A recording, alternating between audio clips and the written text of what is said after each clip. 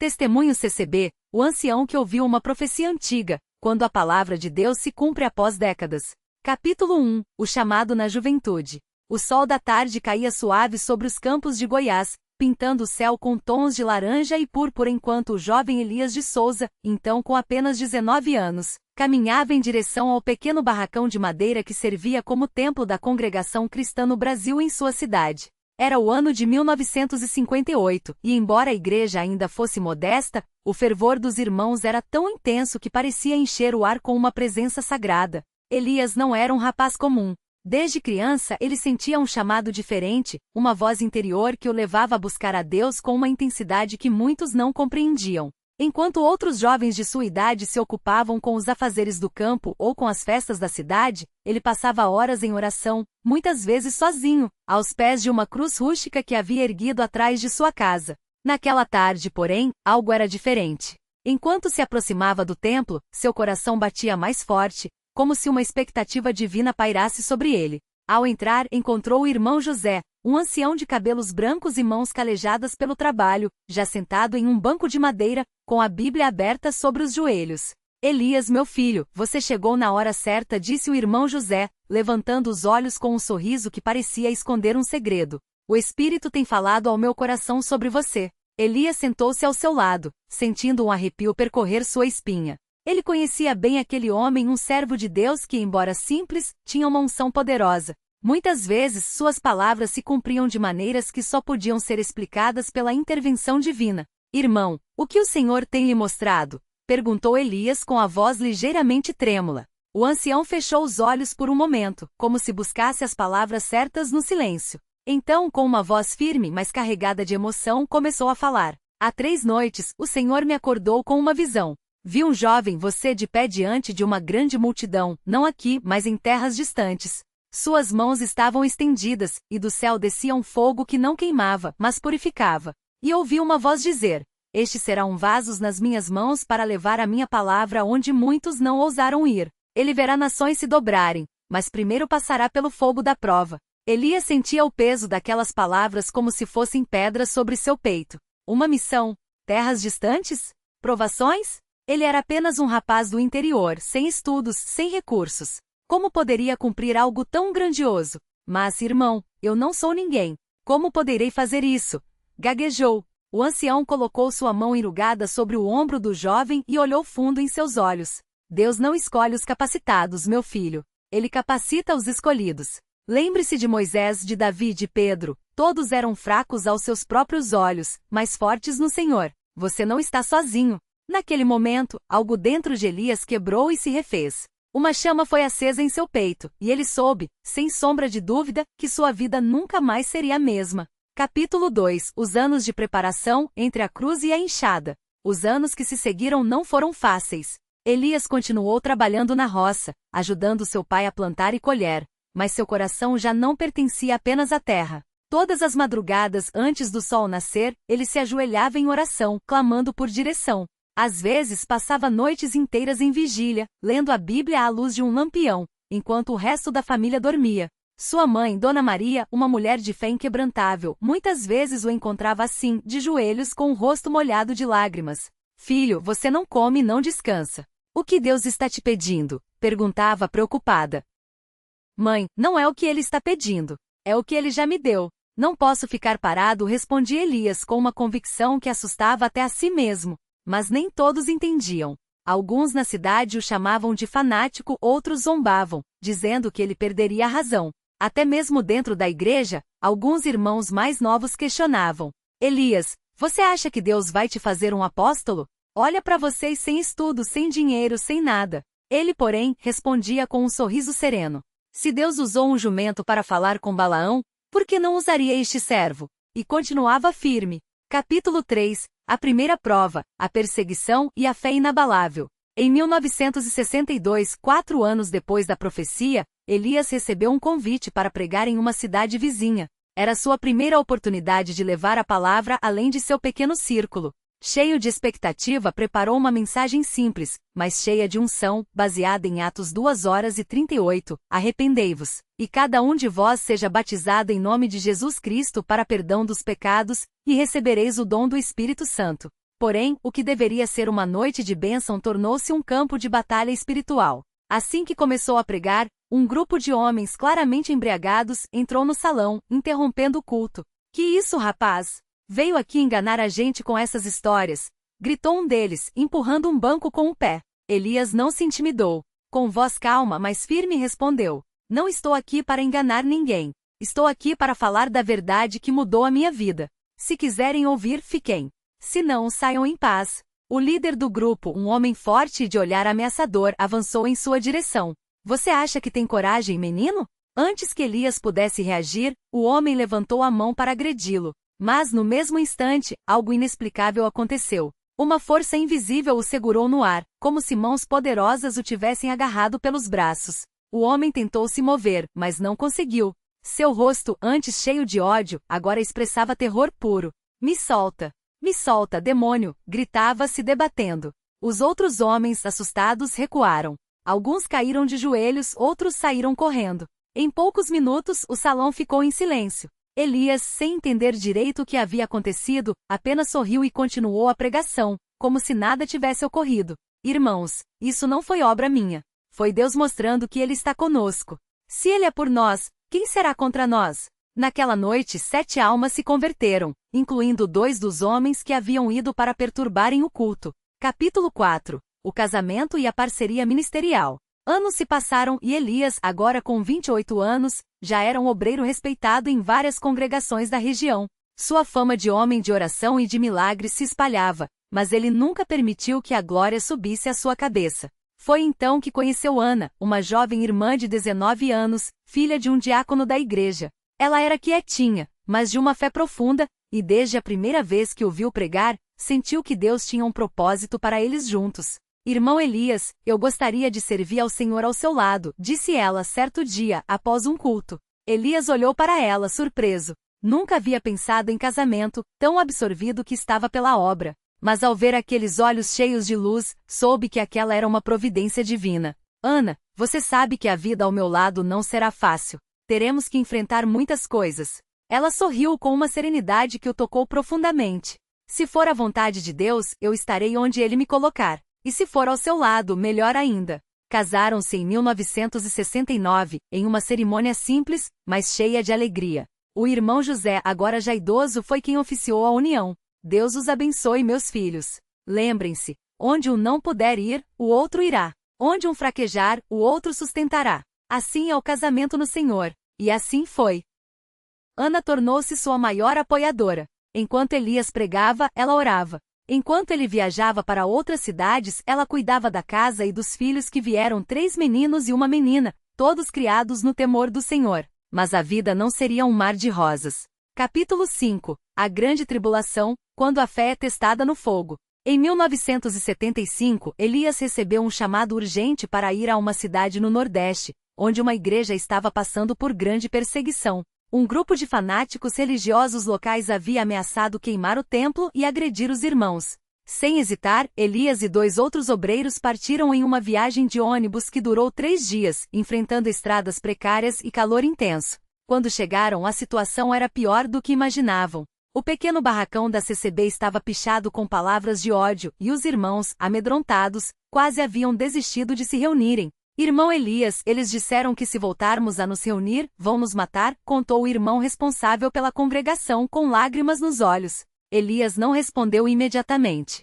Em vez disso, ajoelhou-se no chão de terra batida e começou a orar em voz alta. Pai, tu que disseste que as portas do inferno não prevaleceriam contra a tua igreja, ouve-nos agora. Se é da tua vontade que esta obra continue, dá-nos um sinal. Por 3 dias eles jejuaram e oraram sem parar. No 4º dia, algo extraordinário aconteceu. Enquanto Elias pregava para um pequeno grupo de irmãos que ousaram voltar, um vento forte começou a soprar, embora não houvesse nenhuma nuvem no céu. De repente, uma coluna de fogo apareceu no centro do salão, não queimando, mas brilhando como uma tocha celestial. Os irmãos caíram de joelhos, alguns chorando, outros louvando. Do lado de fora, os perseguidores que vinham se aproximando com intenções violentas, pararam abruptamente, como se uma barreira invisível os impedisse de entrar. Isso é coisa do demônio, gritou um deles, recuando. Não, isso é Deus, respondeu Elias com voz trovejante. E ele está dizendo que esta obra não será destruída. A partir daquele dia, a perseguição cessou.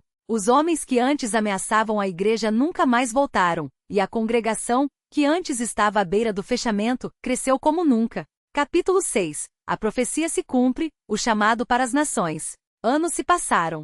Elias, agora com cabelos grises e rugas marcando um rosto cheio de sabedoria, continuava firme na obra. Sua família havia crescido, seus filhos já eram jovens servos do Senhor, e sua esposa Ana era uma coluna de apoio inabalável. Foi então que em 1998 ele recebeu um convite inesperado. Uma igreja da CCB nos Estados Unidos o chamava para pregar em uma convenção de irmãos brasileiros imigrantes. Irmão Elias, eles querem que você vá. Dizem que ouviram falar dos milagres que Deus tem feito através de você, disse o irmão que lhe entregou o convite. Elias ficou em silêncio por um longo momento. 35 anos haviam se passado desde aquela profecia do irmão José. Ele verá nações se dobrarem. Será que era agora? Ele orou por 7 dias pedindo confirmação. E no 7º dia, enquanto lia Atos 16, onde Paulo recebe a visão do homem da Macedônia dizendo: passa a Macedônia e ajuda-nos, sentiu o Espírito falar claramente. Vá, esta é a hora. Capítulo 7. A viagem que mudou tudo. Chegar aos Estados Unidos não foi fácil. Elias nunca havia saído do Brasil, nunca havia pegado um avião. Mas com a ajuda dos irmãos conseguiu o visto, passou pela imigração, e finalmente pisou em solo americano. O que encontrou lá o deixou sem palavras. Uma multidão de brasileiros, muitos deles trabalhadores humildes, enchiam um grande salão alugado para o culto. Ao vê-lo entrar, uma onda de expectativa percorreu o lugar. Este é o irmão Elias?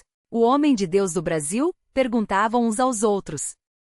Quando subiu ao púlpito, suas mãos tremiam. Não por medo, mas pela grandiosidade do momento. Ele olhou para aquela multidão de rostos esperançosos e lembrou-se do jovem de 19 anos que ouvirá uma profecia em um barracão de madeira. Irmãos, começou com a voz embargada. Hoje não estou aqui por minha própria vontade. Estou aqui porque há 40 anos, um servo de Deus me disse que eu veria nações se dobrarem perante a palavra do Senhor. Eu não entendia como, mas hoje eu vejo. E então, o Espírito de Deus desceu com poder. Homens e mulheres caíram sob convicção, chorando, clamando por misericórdia. Curas aconteceram, uma mulher com câncer foi liberta, um homem que não andava há anos se levantou e caminhou. Almas se converteram em massa. Naquela noite, mais de 200 pessoas se batizaram, e a obra da CCB nos Estados Unidos tomou um novo rumo.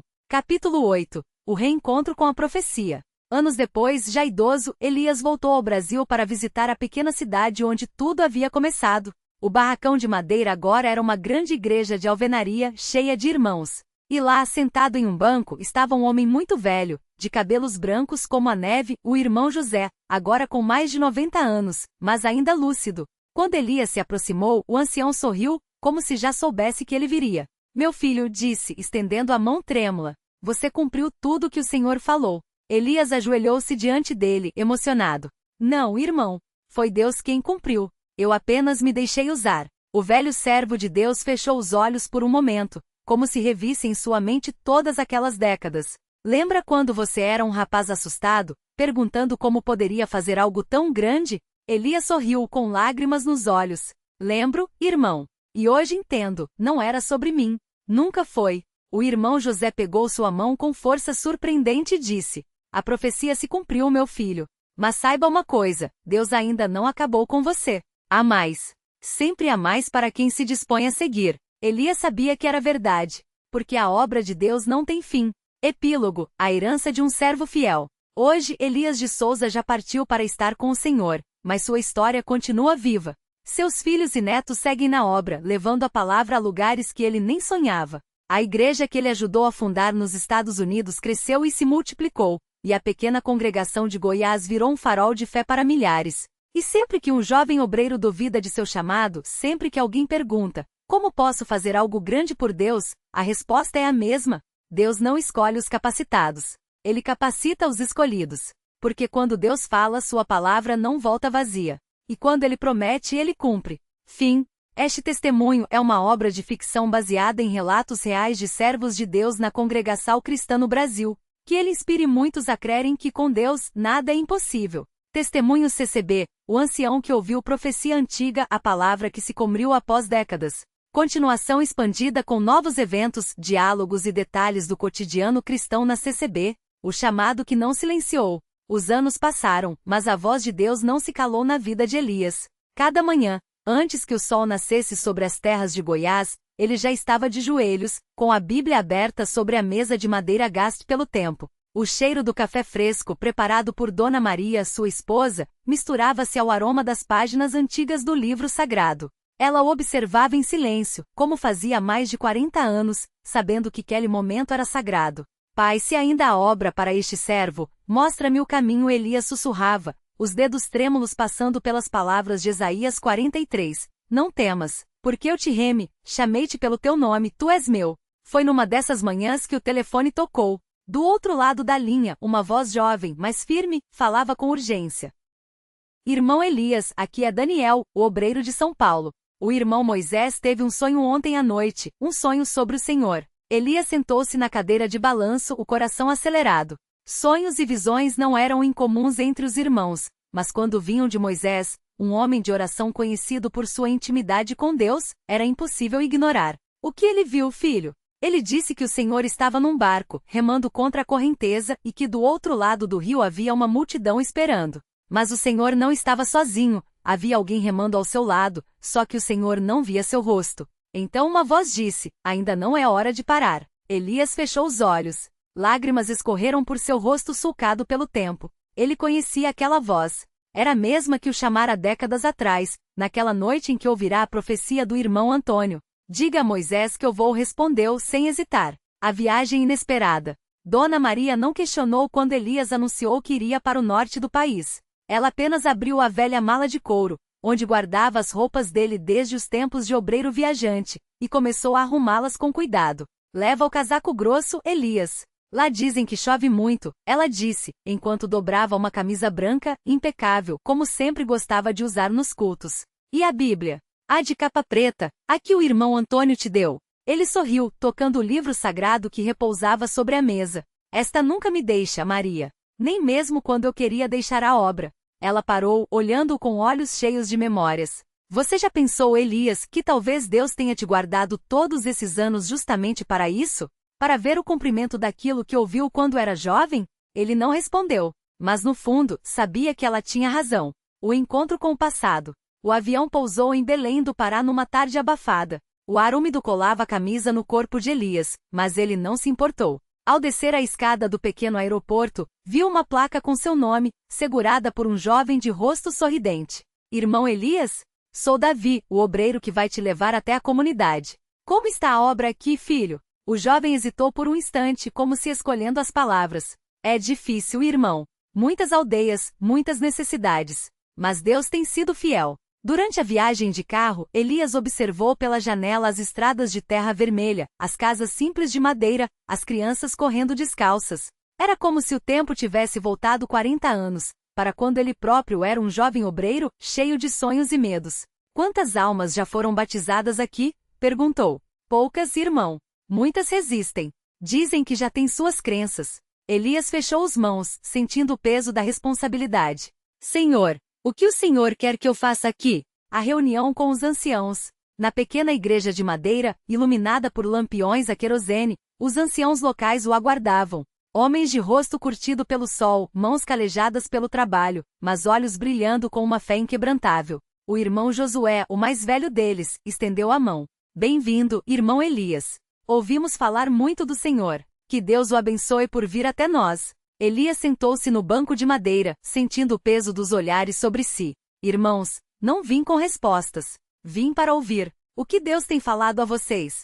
Silêncio. Então o irmão Mateus, um homem de voz grave, falou. Há meses, irmão, temos orado por um sinal. Algo que nos mostre que Deus não nos esqueceu. E então o irmão Moisés teve o sonho, e agora o Senhor está aqui. Elias respirou fundo. Era como se as peças de um quebra-cabeça estivessem se encaixando. E o que vocês esperam que eu faça? O irmão Josué sorriu, um sorriso cansado, mas cheio de esperança. Que o Senhor nos diga se ainda há esperança para nós. A noite da profecia cumprida.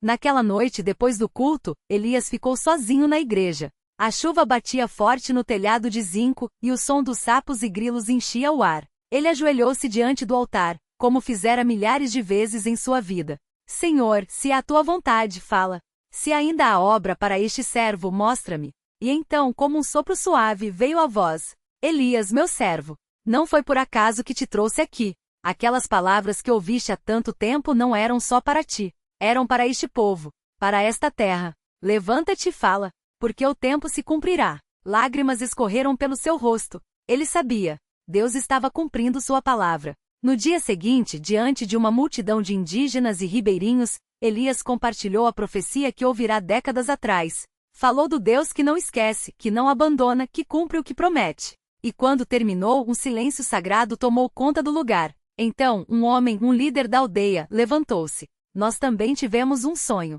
Um homem velho, de barba branca, vindo de longe, nos falando de um Deus que ama. O Senhor é esse homem? Elias sorriu, os olhos brilhando. Não sou eu, mas ele que me enviou, sim. E naquele dia, dezenas se ajoelharam, chorando, pedindo perdão, buscando a Deus. O rio próximo foi o local do batismo, e as águas que antes pareciam dividir, agora uniam. O legado que continua. Anos depois, quando Elias finalmente adormeceu no Senhor, seu funeral foi simples como ele sempre quis. Mas o que ninguém esperava era a multidão que viria. Indígenas, ribeirinhos, obreiros de todo o Brasil, jovens que nem conheceram Elias, mas que ouviram sua história. Todos ali para prestar a última homenagem ao homem que, mesmo na velhice, não deixou de ouvir a voz de Deus. Sua filha, Ana, segurou a Bíblia do pai, a mesma que o irmão Antônio lhe dera, e leu em voz alta.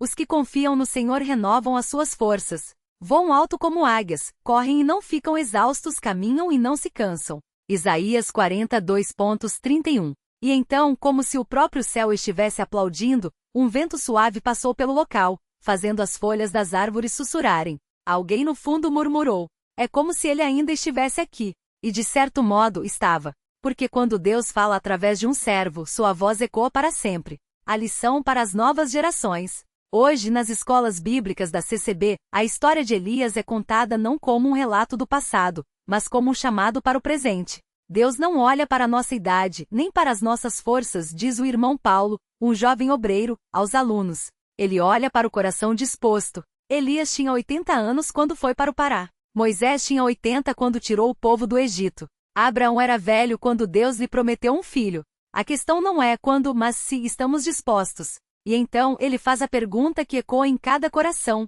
E você? O que Deus tem falado a você que ainda não se cumpriu? Silêncio. Alguns baixam a cabeça, outros fecham os olhos. Porque todos ali sabem, Deus ainda fala. E sua palavra não volta vazia. O fim, ou o começo. A história de Elias de Souza não terminou com sua partida. Ela continua em cada vida que ele tocou, em cada alma que foi batizada nas águas da Amazônia, em cada jovem que hoje segura uma Bíblia e diz: aqui estou, envia-me a mim. Porque a obra de Deus não tem fim. E quando um servo fiel parte, sua história não morre, ela se multiplica. Como sementes plantadas em terra boa que brotam, crescem e dão fruto muito além do que os olhos podem ver. E assim, a profecia antiga continua a se cumprir. Porque quando Deus promete, Ele cumpre. Fim. Que este testemunho inspire muitos a crerem que com Deus, nada, absolutamente nada, é impossível.